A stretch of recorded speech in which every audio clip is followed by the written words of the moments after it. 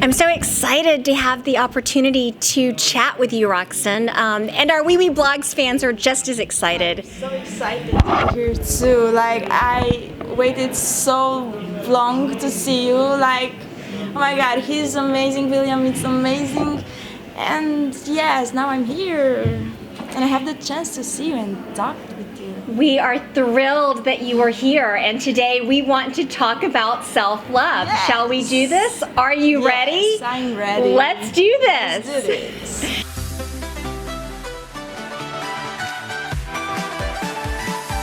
So, the fans really want to know, as a child, who did you look up to? Beyonce. Beyonce? Yes. She was my main inspiration as a child. I was like 7 years old, and she was there, like her energy, and I started to feel more confident because of her songs. And I admire her so much. She is a beautiful and strong woman, as are you. And you know what I find really inspirational about you, and I'm just so envious that as a young woman, you have figured out the importance of self-love. Yes. If I had been able to figure that out when I was younger, I might not have had as many, we'll call them interesting moments, as I've had along the way. You have the opportunity with this amazing platform, so many people listening to you, to share this message.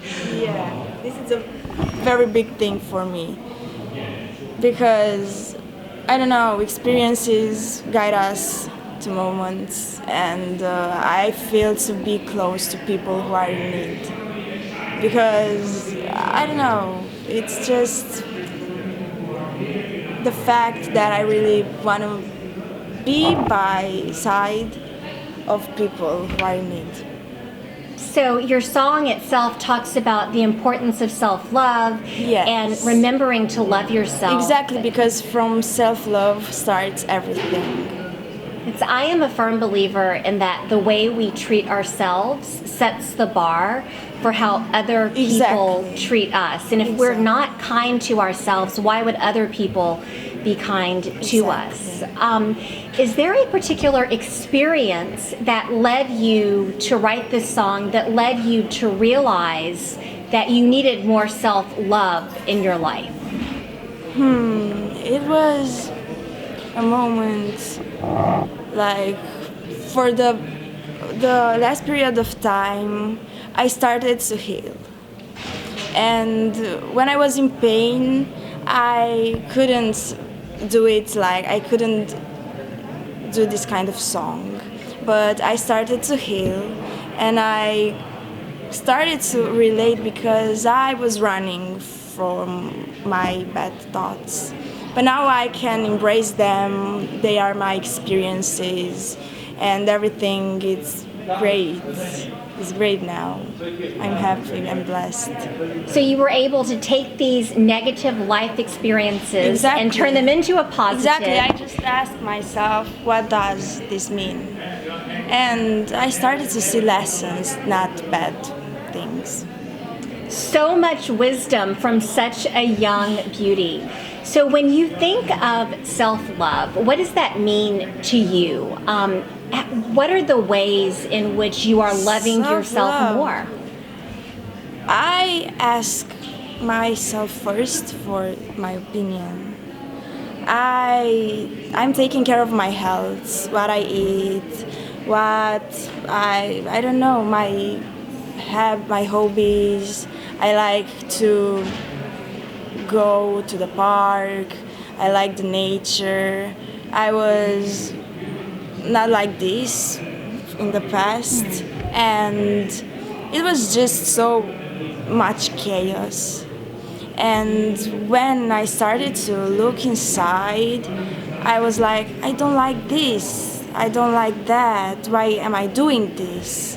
And I started like just, okay, what I like. I started to know myself better. That is so lovely. So spending time in nature, eating healthy, reading. Yes. What really resonated for me was listening to yourself and trusting yourself.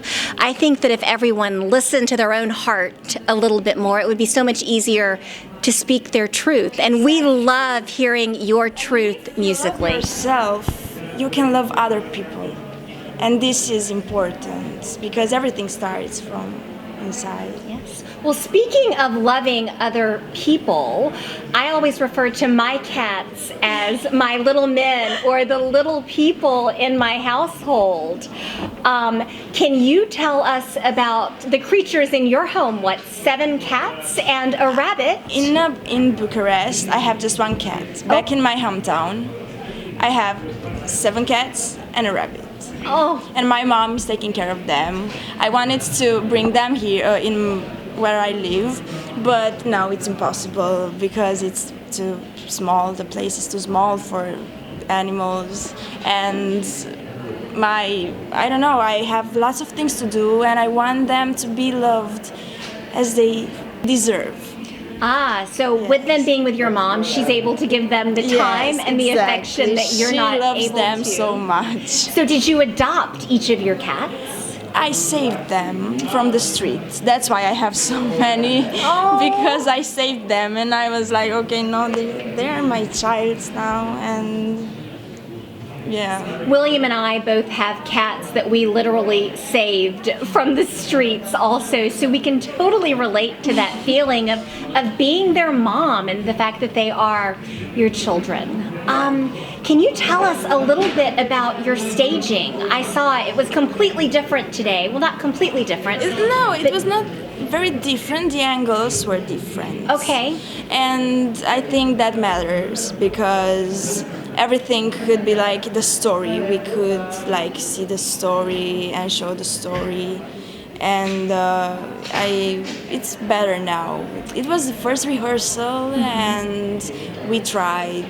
Well, that's what rehearsals are for. Yes, to refine. exactly. And now I think everything went way better. So, Roxen, during your first rehearsal, you seemed very quiet, and we learned following, or later that evening, that you were just very emotional. Yes, I was overwhelmed by everything. The stage is so big and impressive, and I waited for this for so long. And I went on that stage, and I was like, wow, it's happening. And after, I started to feel my eyes, and I was like, guys, I'm starting to cry to my dancers. And they're like, no. And I was like, no, I'm not gonna cry. And after, my tears just started like to fall on my everything because it was so emotional, and I was so excited. I was so excited. So, with the 2 songs that you've had, Alcohol You and Amnesia, is there one that you just really wanted to perform more than the other on the Eurovision stage? I really wanted Alcohol You to be on the stage.